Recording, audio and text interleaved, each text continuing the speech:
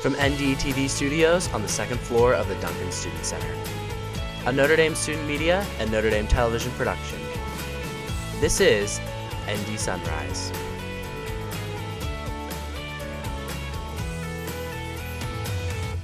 Good morning and welcome back to ND Sunrise. I'm MaryClaire Anderson, and today we'll be taking a look at the 2022 Notre Dame Inclusive Survey, some engineering, grad student research, and more.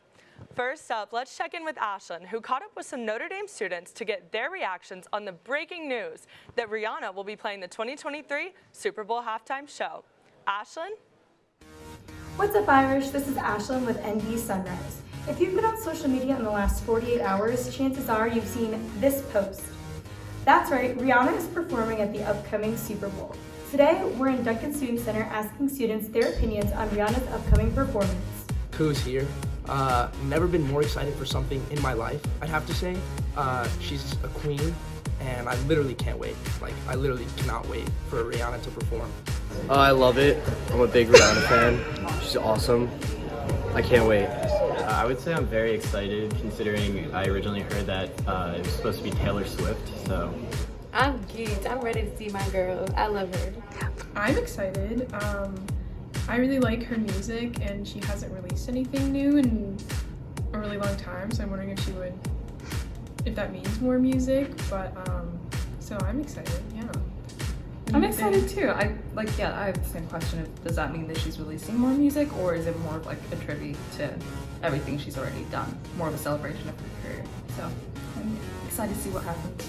I'm excited. I think they've had a good lineup in recent years. I think last year's was really good. The year before that, last year set a very high bar, kind of a gold standard to, so to speak. I think, Rihanna's a choice that, it's gonna be hard to beat it, but I think they did a good job choosing someone that might be able to. Super pumped. I think she's a great performer. I love Rihanna, and I love that she's gonna be she just had a baby, and she's just a queen. Yeah, I'm excited to see her back on stage and performing and just doing what she does best. What song are you most looking forward to hearing during Rihanna's performance? I mean, so many to pick from, but one that really gets me going, juiced up, fired up, Don't Stop the Music. Don't Stop the Music is gonna absolutely slap. It's gonna go crazy. I'm particularly excited to hear Shut Up and Drive. Probably Umbrella.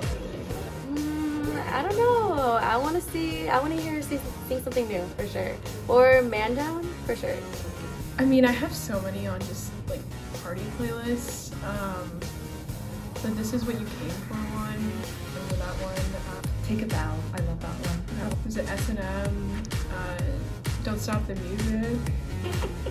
Any of the songs that have a fun beat. It's gotta be Disturbia and S&M. Those are the two, number one hits. I don't know if they actually were number one hits, but in my mind they were number one hits because they're bangers. So it's gotta be Disturbia and S&M. I'm most excited to hear her sing We Found Love.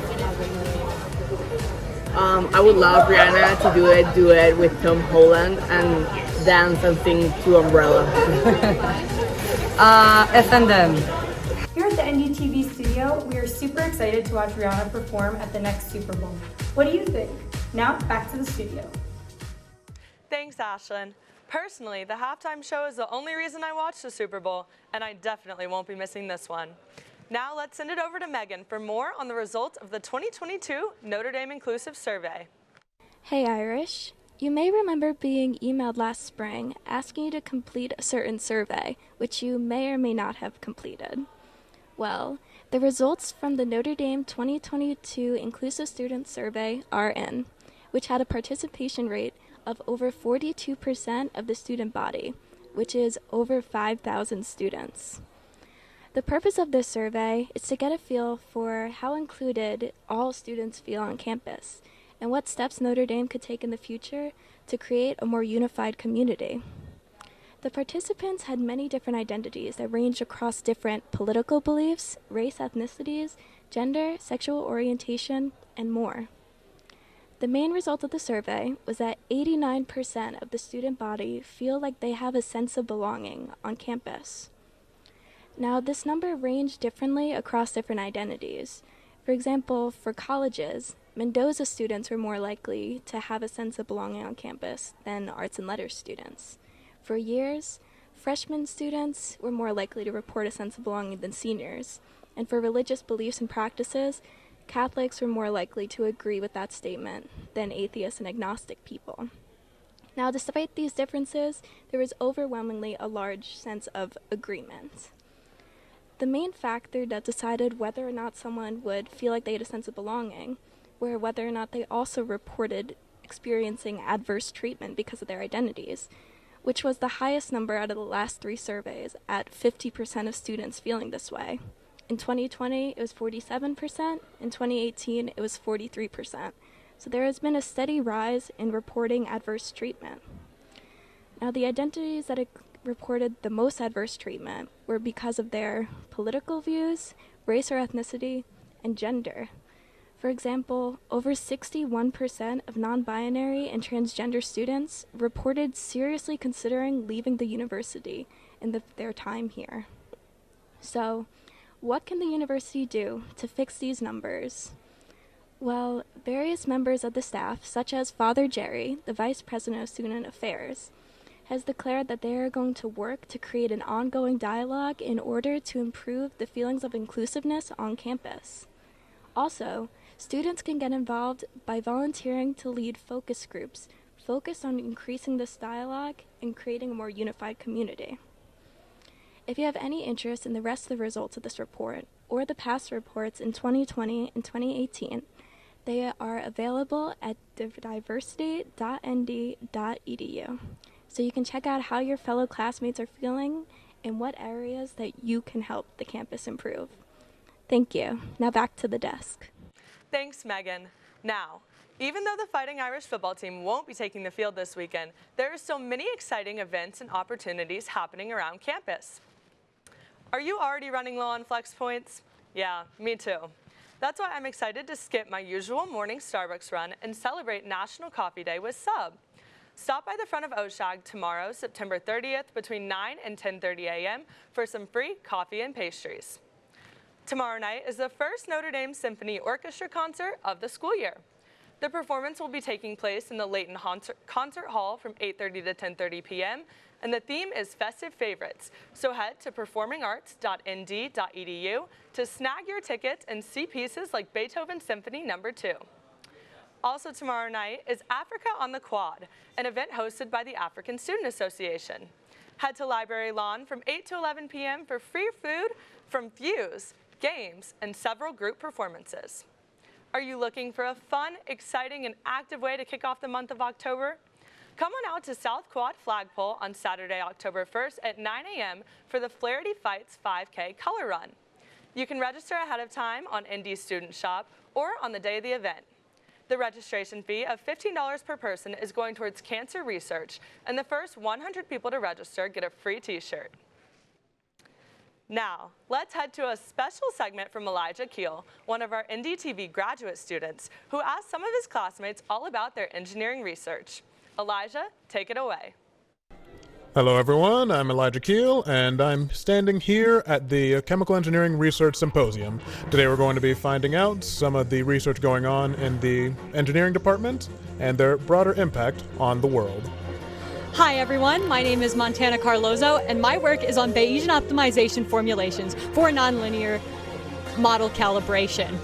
And the reason why my work is important is because nonlinear models are really, really expensive, especially when your objective function is really expensive. And so what my work aims to do is to make it faster and more computationally affordable. Good day, my name is Atino Sassaro. I am doing research in the Collins Lab, second year PhD Chemical Engineering. And I'm doing research with machine learning on materials called meta-organic frameworks. We're trying to use these materials to solve society issues like carbon capture. And the best way to do that is by running simulations. But then we already figured out an algorithm where you don't need to run simulations, which are very expensive, but make use of machine learning models. And thus we can best describe materials and classify materials to solve issues environmentally. Thank you. Hi, my name is Emily Dewolf, and I work in the Weber Lab at the University of Notre Dame. And my research is on modified glucagon molecules for the prevention of hypoglycemia in individuals with type 1 diabetes. Our work can influence the individual's quality of life and take the burden of the decision for whether or not medical interventions needed for hypoglycemia out of the hands of an individual or their caregivers and provide peace of mind to thousands. Hello everyone, I'm Sonu and I'm a fourth year grad student working in Chang Lab at Notre Dame.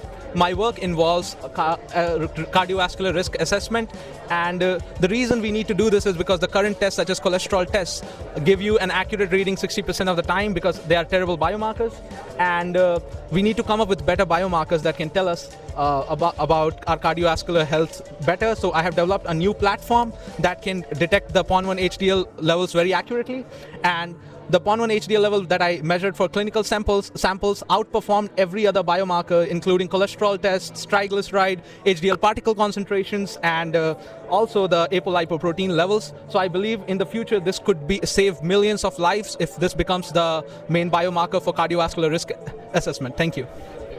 Well, hello, my name is Daniel Montes, and I'm currently a PhD student studying lymphatic vessels morphogenesis within novel materials such as hydrogels. So the main idea is that when we try to produce artificial tissues, we have to have a good reproducibility when they're compared to native tissues.